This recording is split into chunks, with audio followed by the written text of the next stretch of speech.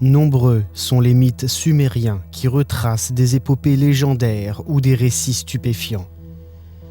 Et parmi ces écrits multimillénaires du berceau de notre civilisation se trouve la descente d'Ishtar aux enfers.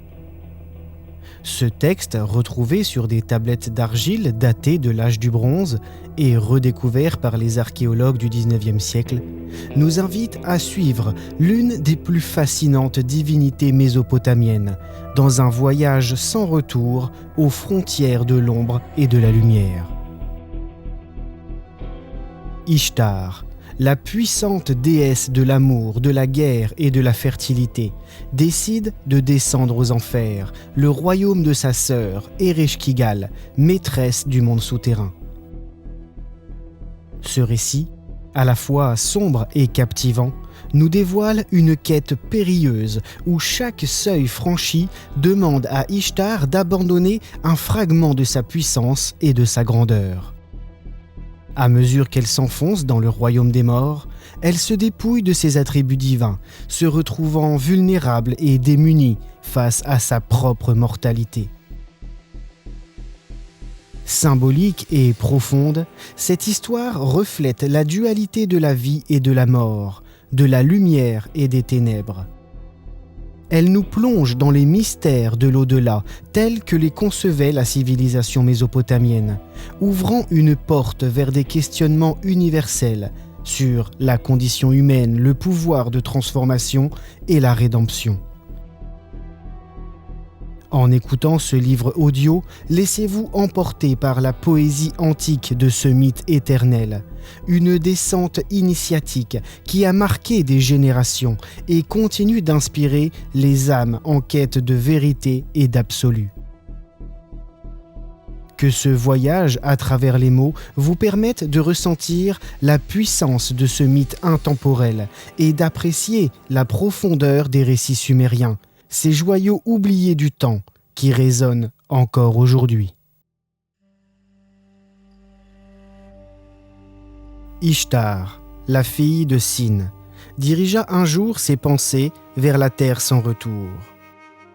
Oui, la fille de Sin s'intéressa au domaine des ténèbres, à la demeure d'Ereshkigal, d'où nul ne revient.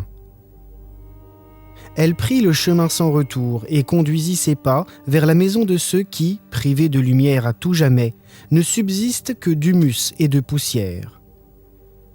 Comme les oiseaux, ils sont couverts d'un habit de plumes. En leur demeure, partout s'amoncelle la poussière, recouvrant portes et verrous. Lorsque la déesse eut atteint l'entrée de la terre sans retour, elle s'adressa au portier. « Portier, ouvre-moi que je puisse entrer.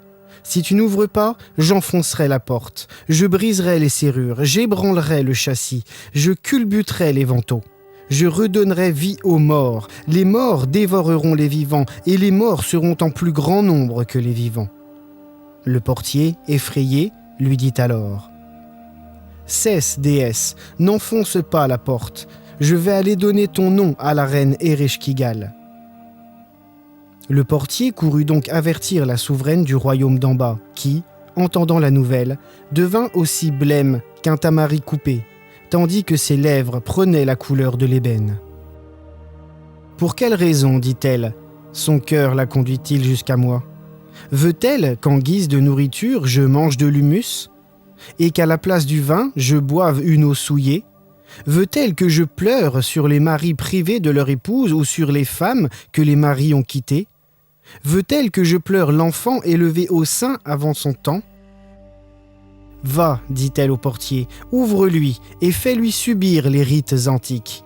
Qu'elle franchisse les 7 portes et se dépouille de tous ses atouts. » Il fut fait comme le souhaitait la souveraine des enfers. Le portier ouvrit à Ishtar et lui dit : « Entre, déesse, et que les adorateurs d'Ereshkigal se réjouissent. » À la première porte, toute grande ouverte, il délesta Ishtar de sa couronne splendide. « Portier, dit-elle, pourquoi m'enlèves-tu la resplendissante couronne qui ornait ma tête ? » « Entre, noble déesse, répondit le portier, ainsi l'exigent les lois du monde souterrain. » À la deuxième porte, toute grande ouverte, il lui ôta ses magnifiques boucles d'oreilles en or. « Portier, dit-elle, pourquoi m'enlèves-tu mes splendides boucles d'oreilles ?»« Entre, noble déesse, répondit le portier, ainsi l'exigent les lois du monde souterrain. » À la troisième porte, toute grande ouverte, il priva Ishtar de son sublime collier de perles. « Portier, dit-elle, pourquoi m'enlèves-tu mon sublime collier ?»« Entre, noble déesse, répondit le portier, ainsi l'exigent les lois du monde souterrain. » À la quatrième porte, toute grande ouverte, il défie la déesse de son couvre-seing fait de métaux précieux. « Portier, dit-elle, pourquoi m'enlèves-tu mon précieux couvre-seing ?»« Entre, noble déesse, répondit le portier, ainsi l'exigent les lois du monde souterrain. » À la cinquième porte, toute grande ouverte, il lui enleva sa ceinture de pierres précieuses. « Portier, dit-elle, pourquoi m'enlèves-tu ma riche ceinture ?»« Entre, noble déesse, répondit le portier, ainsi l'exigent les lois du monde souterrain. » À la sixième porte, il lui fit déposer les bracelets qui ornaient ses bras et ses chevilles. « Portier, dit-elle, pourquoi me délestes-tu de mes bracelets ?»« Entre, noble déesse, répondit le portier, ainsi l'exigent les lois du monde souterrain. » À la septième porte, enfin, il lui ôta la tunique qui préservait sa pudeur. « Portier, dit-elle, pourquoi m'enlèves-tu le vêtement qui préserve ma pudeur ?»« Entre, noble déesse, répondit le portier, ainsi l'exigent les lois du monde souterrain. » Ainsi, le portier fit-il comparaître Ishtar nue devant sa sœur, la redoutable maîtresse du royaume des ténèbres. « Que fais-tu là, ainsi dévêtue, telle une vulgaire mortelle ?» tonna la terrible déesse. « Puisque tu as voulu la mort, tu obtiendras la mort. » Et Ereshkigal appela Namtar, le plus fidèle de ses démons. « Namtar, lui dit-elle, déchaîne contre ma sœur que voilà les 60 maladies, que ses yeux, ses bras, ses pieds, son cœur et tous ses organes soient attaqués. » Immédiatement, Ishtar, la resplendissante fille de Chine, devint livide et succomba aux douleurs que lui infligeait Namtar. Mais, cependant qu'Ishtar demeurait au pays d'où nul ne revient, la vie sur la terre s'était arrêtée. Le taureau ne montait plus la vache, et l'âne ne parcourait plus les prés pour s'accoupler avec l'ânesse. Les hommes demeuraient seuls dans leurs chambres et ne cherchaient plus la compagnie des femmes. La consternation envahit les cieux. Ma, la grande déesse elle-même, se mit à pleurer, et le dieu Shamash, en larmes, s'en alla trouver son père, Sin le sublime, pour lui faire part de sa tristesse. Sin était en désespoir. Le puissant Shamash se rendit alors auprès d'Ea, le Tout-Puissant.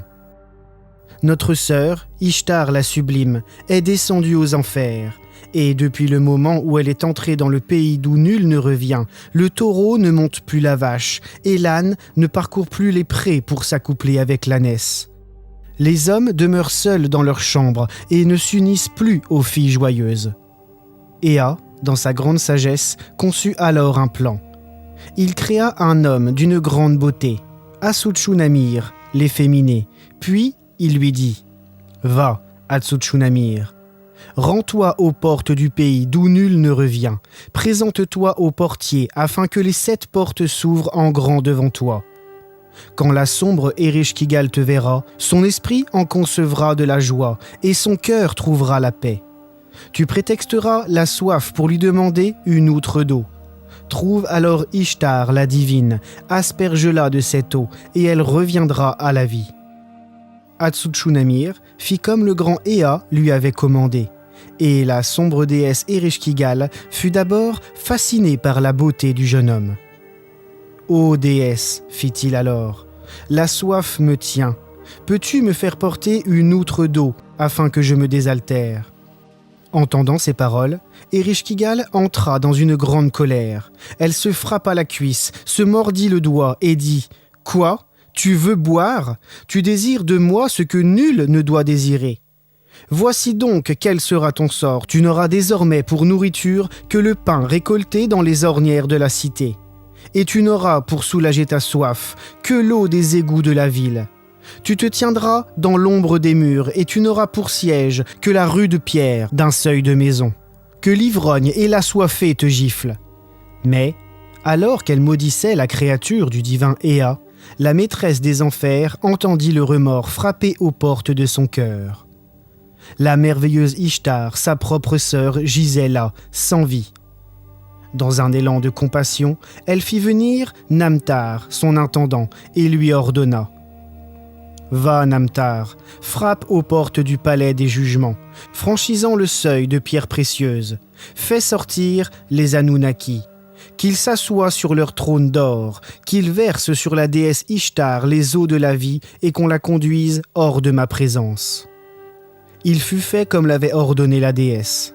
Namtar se rendit au palais des jugements et réunit les Anunnaki, qui, siégeant sur leur trône d'or, répandirent sur la déesse Ishtar les eaux de la vie. Elle fut ensuite reconduite à la 7e porte, où le portier lui rendit le vêtement qui préservait sa pudeur.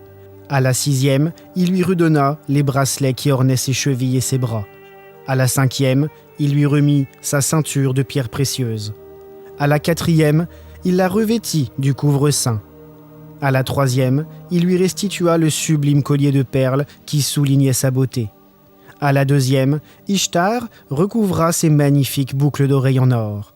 À la 1re porte, enfin, Ishtar reçut du portier sa couronne merveilleuse. Splendide, elle parut sur terre, et la vie reprit son cours.